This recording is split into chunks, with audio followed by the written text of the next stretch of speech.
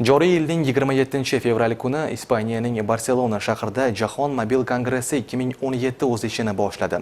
Mobil industriyaning jahondagi eng yirik ko'rgazmalaridan biri hamda mobil aloqa operatorlari rahbarlari va dunyo bo'yicha kontent egalari ishtirokidagi mazkur kongressning bu yilgi tadbirlari o'tgan yildagidan ham yirik bo'lishi kutilmoqda. GSM assotsiatsiyasining Jahon mobil kongressi tadbirlarini yoritishda telekanalimizning tasvirga olish guruhi ham ishtirok etyapti. Navbatdagi lavhada muxbirimiz Dilafruz Kulmatova kongressning birinchi ish kuni haqida Barselonadan xabar beradi. GSM assotsiatsiyasining Jahon mobil kongressi yoki Mobile World Congress, qisqaroq esa MWC 2017 bu telekommunikatsiya, mobil uskunalari, uyali tarmoqlar sohasining minglab mutaxassislari, shu yo'nalishdagi o'z hamkasblari, hamkorlari va buyurtmachilarining uchrashuv maydoniga aylangan yirik va jahon forumidir. An'anaga ko'ra, har yili high-tech mehmonlarini Ispaniyaning O'rta Yer dengizi qirg'og'ida joylashgan Barselona shahri quloch ochib kutib oladi. Bu yilgi 27-fevraldan 2-martga qadar davom etadigan tadbirlarni esa UzReport TV telekanalining ijodiy guruhimiz bilan kuzatish imkoniyatiga bevosita ega bo'ldik. MWC 2017 dunyodagi eng yirik mobil industriyasi olami uchun o'z eshiklarini ochdi va Fira Barselona ko'rgazmalar majmuining ulkan yopiq pavilyonlarida o'z ishini boshladi. Mobil texnologiyalar sohasining professionallari va yetakchilari uchun mo'ljallangan jahon miqyosidagi ulkan ko'rgazmali tadbirda ishtirokchilar so'nggi innovatsion ishlanmalarini namoyish etishmoqda. Pavilyonlar bo'ylab yurib borar ekansiz, ular orasida adashib qolish hech gap emas. Darhaqiqat, minglab kompaniyalarning bir necha gektar yer maydoniga ega ulkan pavilyonlaridagi stendlarni tomosha qilganda, undagi taqdim etilgan innovatsion ishlanmalar kishini hayratga soladi. Dunyo miqyosidagi uchrashuv ikkita asosiy maydonda MWC texnologik yangiliklar ko'rgazmasi hamda telekommunikatsiya va IT sohasida taniqli shaxslar ishtirokida konferensiyalar asosida o'tkazilyapti. Mobil texnologiyalar bugungi kunda hayotimiz barcha jabhalarining, shu bilan birga har bir innovatsion va texnologik rivojlanishning ajralmas elementiga aylanib ulgurgan. Aynan shu sababli ham bu yilgi Jahon mobil kongressining mavzusi etib mobil navbatdagi element deya tanlandi. Jahon mobil kongressi 2017 ko'rgazmalari alohida 8 ta pavilyonlarda ma'lum bir yo'nalishdagi mavzularga ajratilgan. Bular A Planet Exhibition, Graphene, Green Technology, Internet of Things, Mobile Cloud, NFC and Mobile Money, Wearables hamda GSMA Innovation City kabi nom olgan pavilyonlardir. Ularda asosan mobil uskunalar uchun ilovalar vitrinasi, grafendan foydalangan holda ishlangan innovatsion texnologiyalar, yashil ishlanmalar va ekologik toza materiallar namoyishga qo'yilgan. Bundan tashqari odatiy jarayonlarga zamonaviy texnologiyalarning integratsiyasi, mobil uskunalar uchun bulutli texnologiyalar, mobil to'lov tizimlari, pul o'tkazmalari, turli smart ishlanmalar kabi eng ilg'or va innovatsion texnologiyalar taqdim etilgan. O'z-o'zidan savol paydo bo'ladi. Mazkur kongress telekommunikatsiya sohasida faoliyat yurituvchi kompaniyalar uchun qanday ahamiyatga ega? Очень поможет. Kongressning ta'siri juda katta. Bu kabi ulkan kongresslarda sohaning turli kompaniyalari rahbarlari uchrashib, o'zaro katta shartnomalarni imzolashadi. Shu jumladan bizning jamoamiz Huawei kabi texnologik ishlanmalarni taklif etayotgan kompaniyalar bilan birgalikda ish olib borib, kelajakda yangi takliflar va innovatsion ishlanmalarni O'zbekistonga olib kelishni maqsad qilganmiz. Umid qilamanki, mazkur kongress ham omadli kelib, biz ikki tomon uchun manfaatli bo'lgan shartnomalarni imzolab, o'zbekistonlik mijozlarimizga sezilarli darajada bo'lgan yangiliklarni taklif eta olamiz.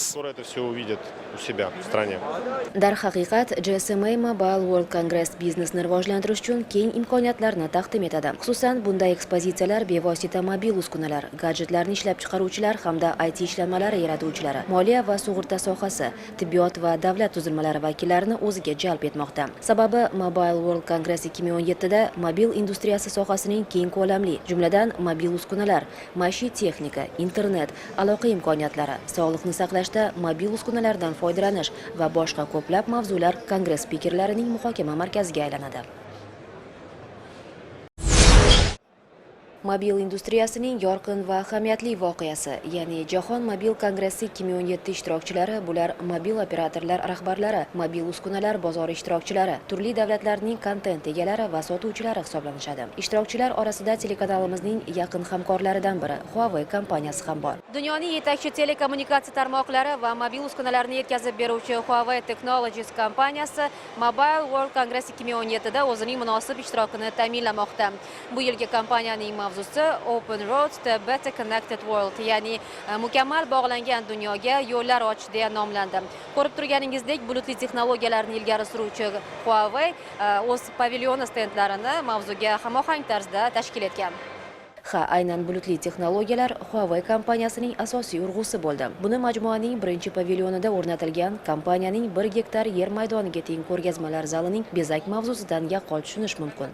Bu pavilyon asosan mobil operatorlar uchun taklif etiladigan ishlanmalar va yangi texnologiyalar ko'rgazmasi hisoblanadi. Mazkur zal haqiqatan ham boshqa kompaniyalar uchun ajratilgan pavilyonlarga nisbatan juda katta maydonni egallab, unda taklif qilingan ishlanmalar hajmi ham shunga yarasha ulkan. Here in the exhibition hall we have 5 areas.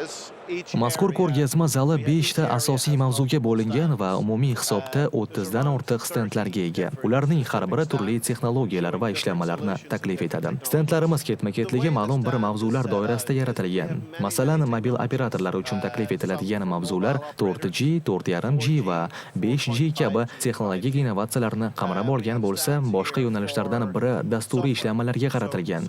Ya'ni bu yo'nalish mobil operatorlar va telekommunikatsiya sohasidagi mijozlarimizning boshqaruv tizimini mukammallashtirish hamda iqtisodiy salohiyatini yuksaltirish uchun asqotadi. Kompyuter texnologiyalari asosida har bir mavzu maxsus dizaynga ega bo'lib, mijozlarimizga biznes rivoji va xilma-xil xizmat turlarini yaratish uchun yordam beradi. To look at how they can transform their businesses through advanced technology. Huawei mukammal bog'langan dunyo uchun yangi yo'llarni barpo etar ekan, bu yo'nalishda mijozlarga tezkor, sifatli va hamyonbop xizmat turlarini tashkil etishni nazarda tutadi. Здесь вы можете видеть план основной выставки, как вы можете увидеть. Первая зона то, что называется. Ushbu pavilyonda taklif etilayotgan asosiy yo'nalishlardan biri bulutli texnologiyalarning 5G yo'nalishiga ko'rsatadigan ta'sirini sarhisob qiladi. Ya'ni mobil operatorlarning bulutli texnologiyalar va ishlanmalar yordamida qanday qilib 5G formatini oddiy odamlar hayotiga joriy qilinishni namoyon qiladi. Ikkinchi yo'nalish yangi xizmatlarni takomillashtirishga qaratilgan. Keyingi yo'nalish mobil operatorlar sarmoyasini yuksaltirishga va xizmat turlari sifatini oshirishga bag'ishlangan. Va so'nggi asosiy yo'nalishimiz bulutli texnologiyalar yordamida mobil aloqadan tashqarida bo'lgan tarmoq va xizmatlarni ishga tushirishni ko'zda tutadi. Agarda chuqurroq qaraydigan bo'lsak, birinchi mavzuning asosi barcha xizmat va ma'lumotlarni maxsus data markazlarida saqlash va ushbu markazlarni yagona tarmoq asosida birlashtirishni ko'zda tutadi.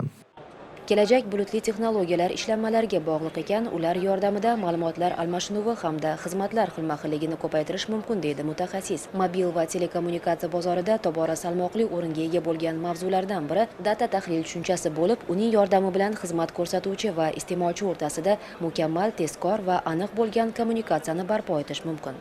Axborot o'ziga xos ilm manbai ekan, mazkur manbani harakatga keltirib, amaliy manfaatlarni qo'llash vaqti keldi. Yana bir dolzarb mavzulardan biri bu internet jihozlari tushunchasidir. Huawei kompaniyasi va boshqa kompaniyalar taxminiga ko'ra 2025-yilga borib internet jihozlarining o'zaro ulanishi 1 milliarddan ortadi. Insonlar orasidagi bog'lanish ko'rsatkichi esa 8,5 milliarddan oshadi. Ko'rgazmada ko'rishingiz mumkinki, internet jihozlari turli sohalar uchun juda muhim yo'nalish hisoblanadi. Masalan, suv iste'moli xarajatlarini hisoblash va tejash yoki Pekin shahri misolida avtoulovlarni ijarasini boshqarish tizimini yaratishga xizmat qiladi. Huawei kompaniyasiga tegishli ikkinchi stend 3-pavilyonda joylashgan. U yerda asosan smartfonlar va yaqinda ommaga tanishtirilgan P10 va smartwatch, ya'ni aqlli soat kabi mahsulotlar namoyishga qo'yilgan. Huawei kompaniyasi bu yilgi Jahon mobil kongressida keng omma e'tiboriga o'zining yangi P10 va P10 Plus modellarini taqdim etyapti. Ushbu smartfonlar keng yangi imkoniyatlarga ega. Ular nimalardan iborat ekanligini esa mutaxassisdan bilib olamiz. Can you explain us about features of P10 and the differences between P10 Plus? Yeah, of course.